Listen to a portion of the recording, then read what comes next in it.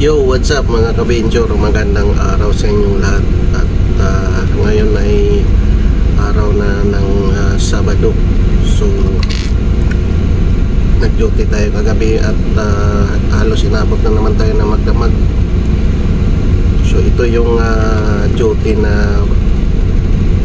pusoy na naman tayo, no? Kasi nag-umpisa tayo kagabi mga alas 10.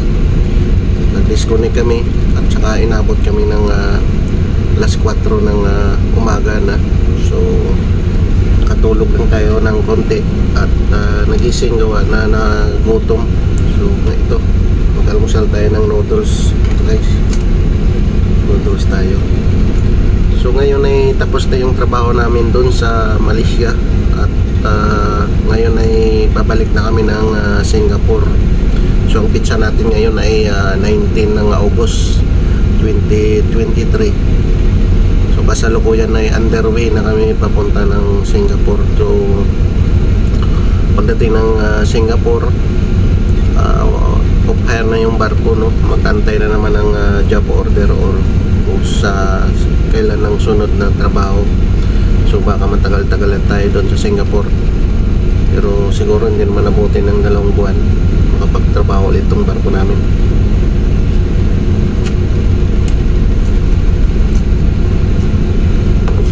So ngayon, kasalukuyan na yung tumatakbo kami at papunta pa kami ng Miri.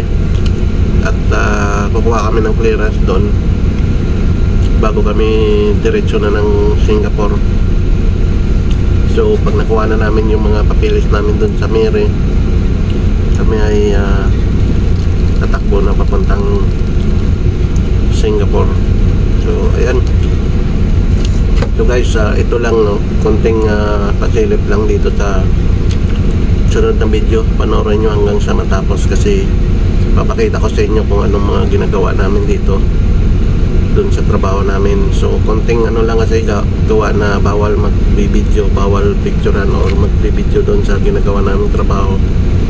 Pero kahit pa paano nakakuha tayo ng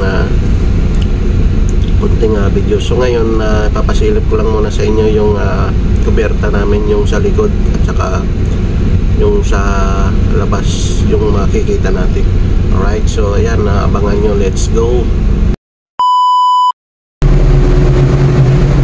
Yo mga boss, so ngayon andito na tayo sa labas, no? At nais ko lang ipapasilip sa inyo yung kuberta namin ulit kasi tapos na kami magtrabaho. So ganito na yung sitwasyon ngayon at malinis na, no? Mayroon pa naman kaming mga gamit na naiwan, pero mamaya ko naliligpitin yun. So ngayon ay araw ng Sabado, hindi lang tayo sana, kaso lang ay siyempre inabot tayo ng magdamag ng trabaho.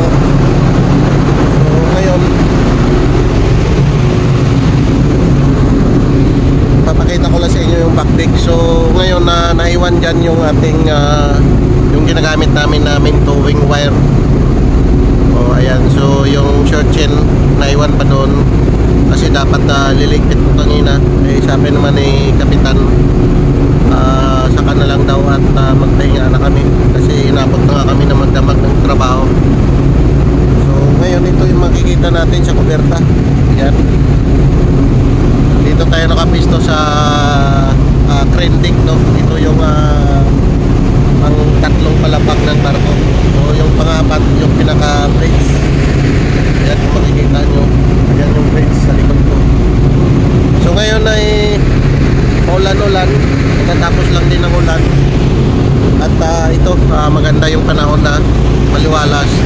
At papakita ko lang sa inyo yung karagatan. Ayan.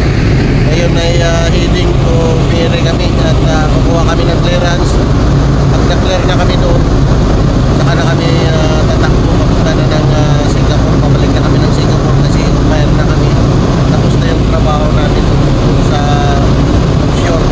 So pabalik na kami ng Singapore at siguro may konting re-referin lang dito sa barko namin or baka mag-dry dock na kami dahil schedule na ng dry dock itong barko itong year na to. So hindi natin alam kung ilang buwan ang tambay na naman namin.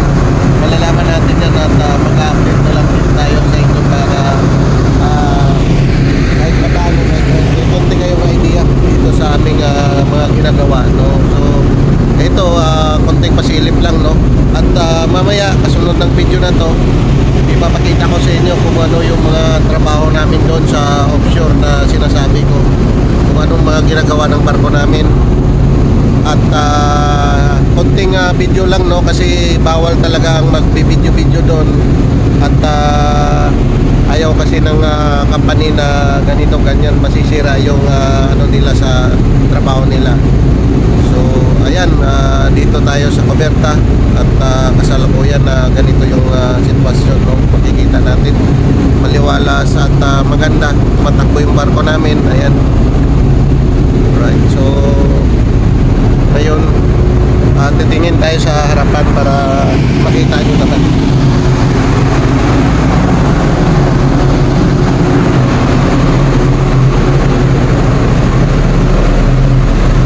Medyo madulas lang kasi natakot yan ako lang, guys. Kung makikita nyo, nandito yung kabina ko. Ito yung aking kwarto, no? So kung mapapansin nyo, nandyan yung parts na ina-assist namin. Ayan, ayan yung parts na malaki. Bali kami ang nag-assist dyan. Ngayon ibang barko naman ang nagtuwing. Yan guys, isi-share ko lang sa inyo, Yan. Alright. So malaking parts yan, no? Yung platform kinarga dyan.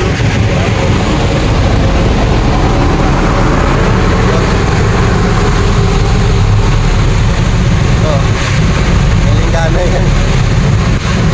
So bali ito ginagamit ito pagka nag-abandon ship. Pagka halimbawa mag-abandon na si kapitan, gagamitin niya yung linggana na yan.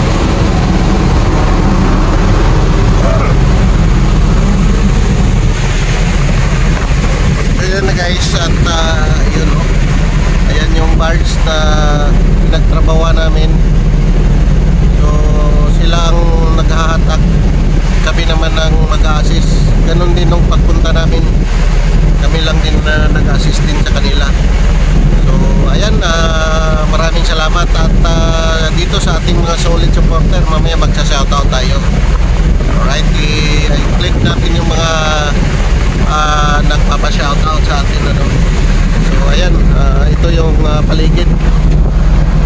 Right.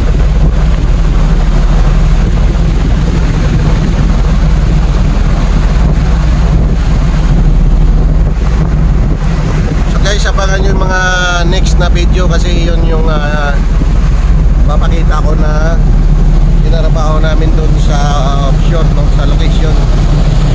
So yun, abangan nyo, let's go. So ayan, no, ito na yung sinasabi ko na trabaho namin dito sa location. So ang makikita ninyo, yan ay yung malaking derrick crane na kung saan ay yan ay nagbubuhat ng malalaking platform. So yun ang naglilifting at ipoposition niya yung platform sa gitna ng dagat. So yung platform na sinasabi ko, yun yung kami ang nagdadala doon, no, para sila naman ang mag-i-install. Yan yung tuwing na yan yung sinasabing ko platform. So yung pinapatungan ng platform na yan yung barge. So yung barge na yan yung dadali namin doon at pabalik. So bali yan lang ang nagkikiri. Yung malaking derrick crane na yan, siya lang magtatrabaho, bubuhatin niya, tapos ipapatong niya doon sa pinakapaan ng platform. So ganun lang ang trabaho dito sa offshore. At sa mga hindi pa nakakaalam at sa mga nakakaalam, no, ganito lang. So napakasimple lang pero mahirap din gawin. Kagaya dito sa amin, mga ginagawa namin, napakahirap at delikado, risky lang. Lagi lang risky, no? So kailangan na ingat-ingat lang tayo at sa lahat ng oras ay kailangan ay safety. So ayan, mapapansin nyo, napakalaking barko yan, may malaki siyang crane, tapos maraming accommodation. So marami ding mga nagtatrabaho dyan, mga pasahero, yung mga nagtatrabaho dyan sa platform, kasama rin sila dyan sa parts na yan. So kami ang magsusupply sa kanila yung kailangan natin. So itong part na to, bali ito yung pag-area namin ng buya. Yung buya, yung Raycon buoy na tinasabi nila. Yan. So mapapansin nyo at nire-ready namin yung buya para ihulog sa dagat. So bali yan yung pabigat para lumbog at para hindi siya mapadpad, no?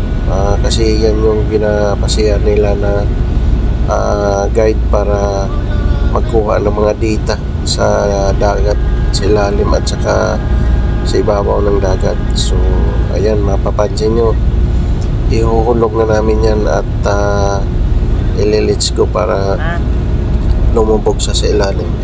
So yan yung magaguide ng data buoy na sinasabi ko. So mamaya makikita natin yung data buoy. Ayan, let's go na, ihulog na yan. So bali nakahang lang sa crane, no? Bali ako lang nag-operate ng crane, mga kasama ko yan nandyan sa baba. So makikita niyo yung banda dito sa gilid, yan yung chipet namin. At yung mga partner ko naman, yung dalawa na yan, isang Indonesiano at saka isang Pilipino. Ayan, nililits ko na, puputulin ng tali para i-let's go na yan. So bali ang gagawin muna dyan, isi-secure muna namin, tapos disconnect yung crane para mamaya puputulin na lang tali para dire-diretso. Alright, so yan, panorin lang ninyo.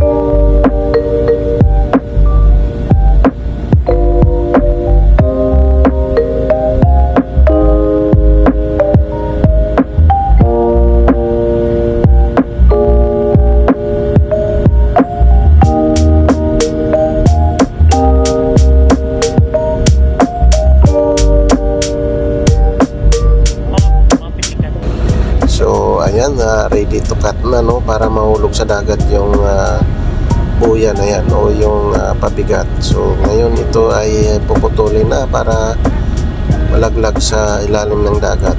Alright, so yan, naputol na. So yung pabigat ay nasa ilalim na, tapos ang buya ay makikita na lang natin mamaya, no? So yun.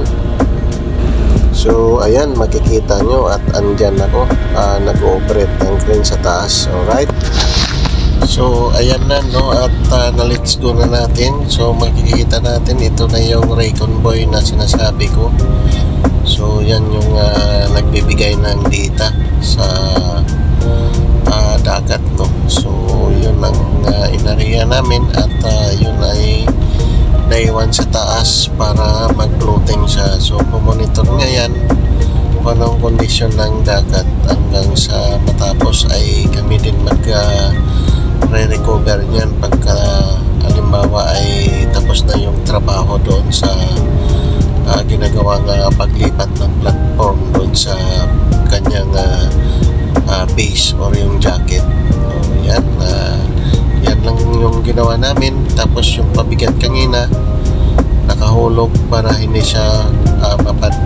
mawala. So maraming salamat. Yun lang guys, at see you my next vlog. Kita kits. Thank you sa lahat ng mga solid supporter at sa ating mga taga-subaybay. At see you my next vlog. God bless sa inyong lahat. Bye bye.